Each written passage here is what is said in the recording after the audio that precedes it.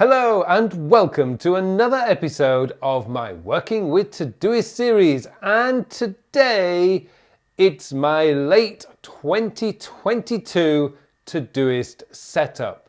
Now the truth is very little has changed over this year. In fact, I don't recall very much changing at all this year. I may have modified a few things, etc.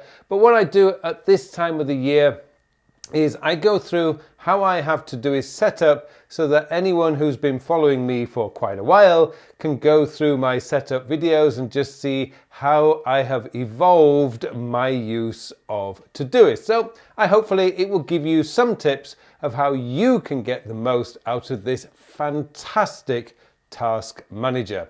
So before we go any further, I would just like to say, if you do get any value from this video, then please help me by clicking on that like button below. And if you haven't subscribed to my channel yet and you want to get all the latest tips, tricks and news on using Todoist, then please subscribe to my channel. Okay, let's go into my real Todoist now, and I'm going to show you how I have it set up late 2022. Okay, so what I've discovered over the last year or two is that my usage of Todoist has not significantly changed at all, really, since round about 2019, when I adopted 100% the time sector system. Now, basically, the way that I use Todoist is that I'm focused in this area here. So when I start the day, I look at my objectives. Now today is Saturday, and that is when I do my weekly planning. And that's really the only focus task I've got to do today. Now, the truth is I am flying off to Europe in the next 48 hours. So a lot of it now is just winding down for the year. Effectively, my year ends tomorrow, and that's it. I'm then on holiday. So this is not going to be as full. Normally on a Saturday, this has a lot more tasks, probably 5 or 6. In my objectives, it has usually about 2. But today, I just need to do the weekly plan. And with it being the last one or effective one for the year, it's going to be quite full. But where I spend most of my day is in here, today's focus. And by the way, for those of you, I will come back to what these filters are, because everyone keeps asking me every time I do it. So when I spend most of the day is here. I'm clearing off these tasks throughout the day. So today I've got 8 tasks in total to do. A lot of it, again, is related to doing my end of year review or end of year weekly plan, my last weekly plan or full weekly plan of the year. So a lot of this is actually like I need to upload tomorrow's video. I've already done that actually. I will be doing that this afternoon. And then I've got my car maintenance, which is just basically checking it, and it's not going to be used for about 2 weeks. So I just need to make sure everything's topped up and it's ready for living in the cold for the next few weeks. Every Saturday I just clean out my bins, and it is a priority too, only because I like to get that done in the morning. And then these are the afternoon tasks. So the way I use flags, for instance, is red flags are my must-do tasks today, orange flags are for my morning tasks, and blue tasks, priority 3, are for my afternoon tasks. Anything else, the white tasks, because as you can see, I've got 8 here, but I've got 15 tasks to do. When I switch over to my today view, which is what I do at the end of the day, I've got all my regular priority 4 tasks, which are just essentially routines. So, but most of the time throughout the day, this is where I'm at, because these are the tasks that I've decided are the most important tasks to do today. And having this view means that I'm not distracted by the low-hanging fruit routine tasks that are not as important as these tasks. Now, once I've cleared out this would be a down to 0 because I generally have everything done at the end of the day. I then, for part of my daily planning, go into tomorrow's focus. Now, this is actually going to be showing, this normally isn't showing today's tasks. The reason why it does show today's tasks is because I want to know if I've missed anything when I do my daily planning.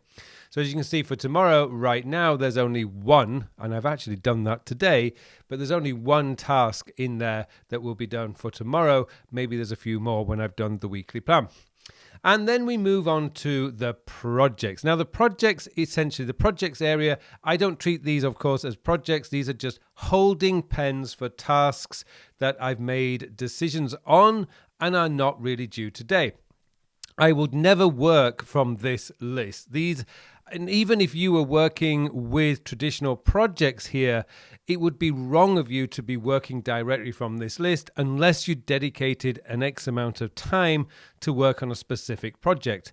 These are just holding pens for tasks that are going to be done at a future date. So, of course, these are due today, and these are the only ones that are important today. Nothing else is important today except for the tasks that you are collecting. So last night I collected this. There's a pair of boots that I'm thinking, oh, these would be really good for the winter because we're going to get the snow probably in the next week or two. So when I get back to Korea, it's going to be quite snowy and icy and quite dangerous underfoot. So when it comes to this, I've already done my week's tasks. I've done very well here. So I don't have anything left to do now for this week except for my routine and recurring areas of focus tasks. Now, what are these? These are the tasks that are really important on a week-to-week basis. Now, the truth is, most of these will be rescheduled now until January because I don't plan to be doing any videos. So a lot of this, as I do my weekly plan today, I will be changing these dates. So for example, this one, I don't need to do this now until really the first Saturday of January. So I will just date that for the first date of January. Now you'll still see that it's recurring. If I just click on that and I go into here, it's still coming up every Saturday. So I don't need to worry about it. It's not going to disappear. Upload tomorrow's YouTube videos. Again, that's going to stay. Next week's podcast script. Again, I don't need to worry about that now because I've done it, until Monday, the 2nd of January. So as I go through this is kind of like my end of year closing. I don't want these tasks coming up while I'm away on holiday. I've already done this one because I've done the last blog post of the year. This I don't need to do now until again, it's going to be, I guess, it's going to be the 3rd of January. So I'll put that in and so on. I can go down this list now as I do my weekly planning after doing this video. I will be redating these so they're not coming up while I'm away. Next week are tasks which don't have a date. These are things that I'm going to be looking at. And although something like this, for example, I love my hoodies. And this one is a place where I often get my t-shirts from. It's a website called Son of a Tailor. And I need to get my measurements, so I need my wife to take the measurements. It's not urgent, and it's something that I'm still considering. So all of these here are just things that I will, when I do my weekly planning in the next, probably just before I come back to Korea, I will look at these and decide when I'm going to do them. This month, there's only a couple of things here. This is going to be something that is going to be postponed until January. This will now have to be postponed until January. I've had the same credit card limit ever since I got the credit card in 2009. I think it's due to increase it. There's a security feature on my savings account, which means that I can only withdraw a small amount of money at any one time, and it needs to be updated. Again, a lot of this is just to update a lot of my banking. Next month, this will now start filling up, and again, I will be looking at this when I do my first weekly plan of January. And then I have my long-term and on hold, and I just generally look at these probably once every 3 months. I'm not really going in there. There's a couple here you'll notice that I have dates. Now, this is why I use my long-term and on hold kind of as a tickler file. So, for example, my gym renewal date is the 29th of February, which would be weird because I don't think there is a 29th of February. So that's actually going to be the 28th of February. But that's going to come up on the 28th of February to remind me that next time I go to the gym, I need to extend my membership. And so I use this as a bit of a tickler file. And then I have my routines. Now, I have my routines organized by section. So if I go into the view and show you go by board, it's easier to see the sections. So I've got my daily, weekly, and monthly.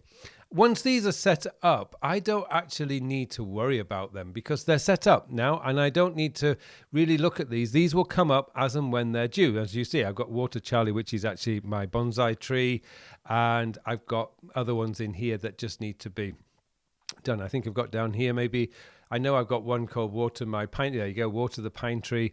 So there's a couple of things in there, but these just pop up as and when they're due. Most of them are routines. The reason why this is set as an afternoon task is simply because I do that routine in the afternoon. So that's why it's flagged. So anything that is flagged, like here, weekly, these are because I do them, like these I do in the morning. Weekly planning could be an area of focus, but it's to me, I see it as a routine. I've been doing it for about 15 years. So, I just see it as a routine. So flags for me denote when I'm going to do a task, morning, afternoon, or their must-do tasks. And then I've got my planning, which I'm not going to go into because I've covered these in my demo account. These are very personal, but my planning essentially has the things like my project plans for next year, my goal plans for next year, and my purpose and objectives, which I've covered in previous videos, which I will put a link, if you're interested, I will put a link to those videos in the show notes so you can see what kind of stuff I put in there. But planning is very personal, and also some information that I don't really want to make public just yet. So there you go. So the most important area for me, and has been for a very long time, is the favorites. Now, what I do need to do now is I need to show you what these are. So let's go into my filters and objectives. Sorry, filters and labels. And today's objectives is really quite a simple one. It's just today and P1. That's it. Today and P1. So today, obviously, any task today that has the P1 flag. So that's the first one. Today's focus, which is my most important one, because that gives me everything I need in order to stay focused on what's important today, is again today and then exclamation mark P4. Now what that means is any task that's due today and is not P4. P4 is basically no flag, and that's that one. And then tomorrow's focus right here is 2 days. So that's going to give me today and tomorrow, and again, not P4. Now, the reason I do that means that when I'm doing my daily planning, any task that I haven't completed today will show up. And I really do want to see that so that I can reschedule those if necessary. So there you go. That's the filters. So there you go. I've done my second how my Todoist is set up for the year. As I say, there's been very, very little change really over the last 2 years. And it's still working. It works brilliantly. I get everything I need done every day that needs to be done. There's a few times I miss, but more often than not, I'm getting my work done, because when you go here, and this is the key here, when I go into this looks quite overwhelming, and I'm going, oh God, do I have to do all that today? But when I go in here, I've got 8 tasks to do, and it's just so easy to do this and without being distracted by low value tasks. And I really do stress the importance of not going overkill on this. If you have more than 15 tasks to look at, your brain's going to just go, oh, where am I going to start? You really do need to keep Todoist, or any task manager for that matter, clean and tight, because that way you get so much more focus and you start to get the really important stuff done. So hopefully that's given you a lot of ideas. Hopefully it's going to inspire some of you to really look at how you're using Todoist and to see if you can really get it more focused for you, so that every day you're focused on the important things. Thank you very much for watching, and it just remains for me now to wish you all a very, very productive week. Hello, thank you very much for watching my videos. Now I have something exciting to tell you about. Recently I have developed a brand new time management system. It's a system designed to manage your time in the 21st century. The world has changed a lot over the last 20 years. In fact, it's actually changed a lot this year. And what we need now is a system, a time management system that is very easy to use, easy to maintain, so that you can spend more of your time doing the work. And that's what the time sector system is all about.